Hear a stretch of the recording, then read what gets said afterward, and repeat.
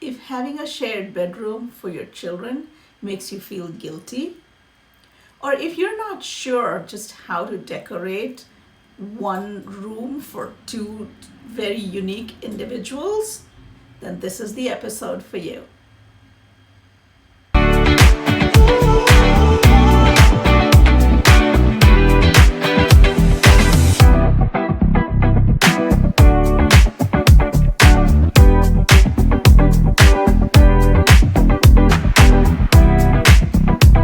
Solutions to creating a shared space are easy and manifold.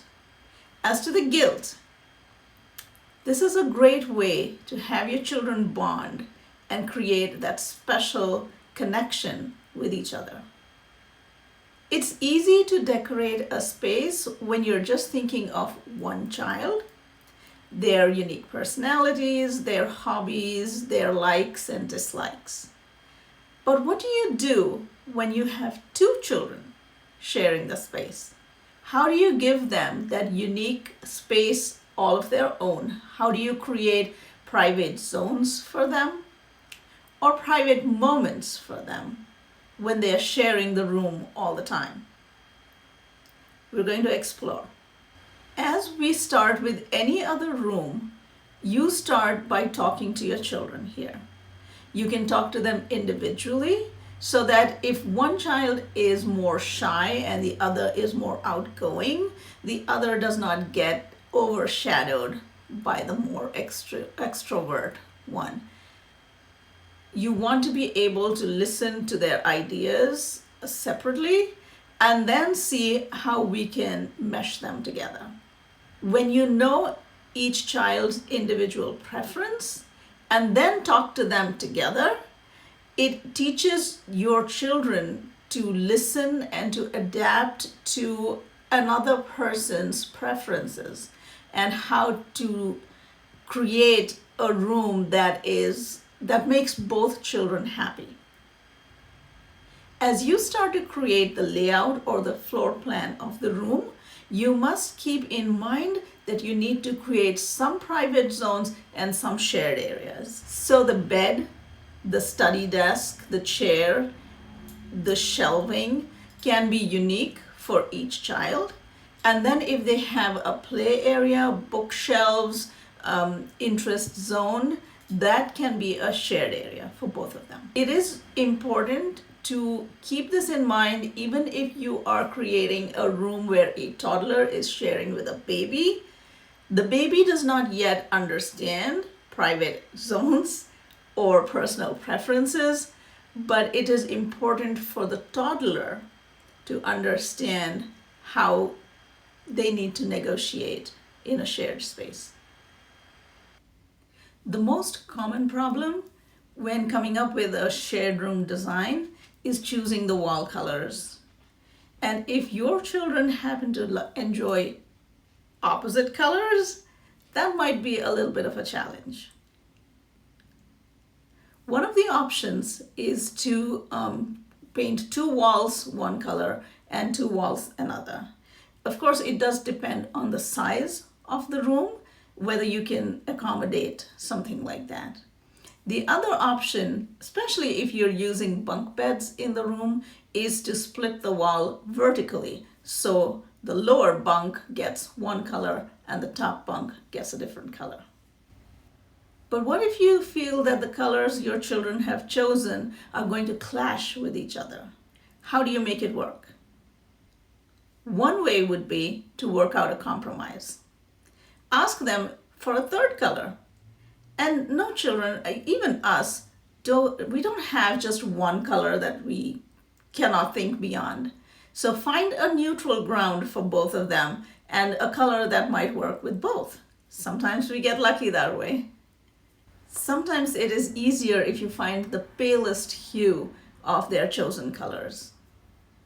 What I mean by that is maybe a blue and an orange don't seem to go well together, but think sky blue and yellow setting sun orange.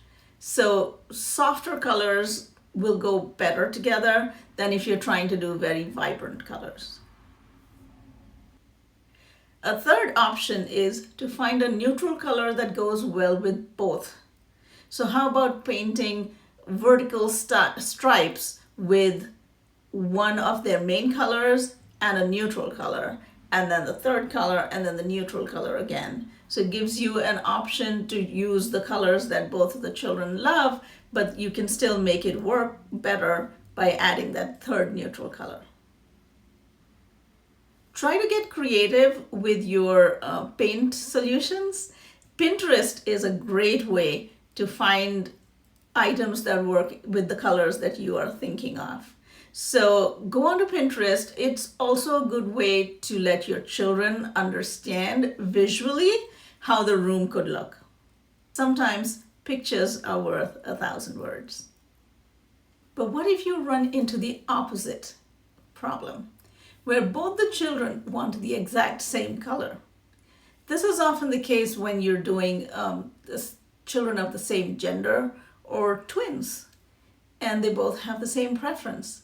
How do you create visually separate spaces? If you are coming up with a design for the walls, how about a pink wall with a purple design and a purple wall with pink design?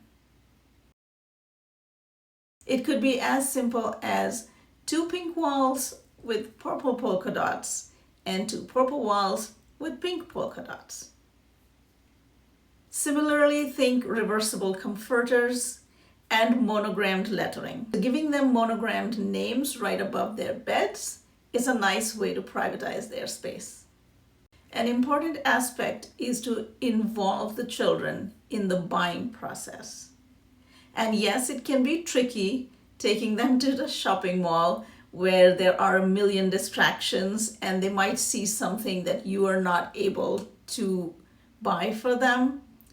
But it is important to keep them involved because it will keep them motivated and happy when their room is finally done. How about using a neutral color in the room and bringing in their favorite colors through their bedding?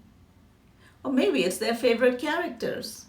If you are worried that taking them shopping is just going to create more chaos, you want to prep them in advance and let them know that they can choose maybe 2 or 3 items of a certain budget for their room.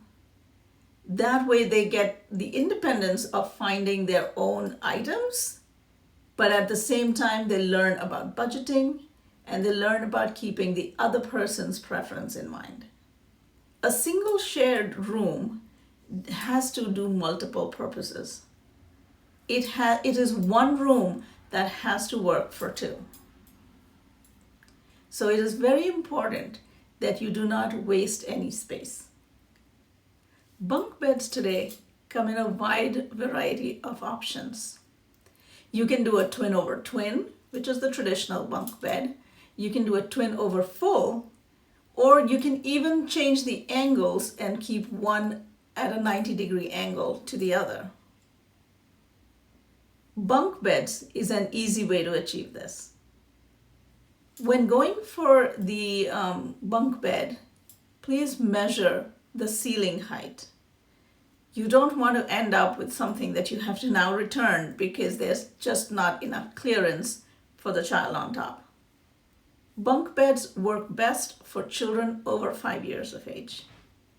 Provide underbed storage for each individual child. Another option is loft beds.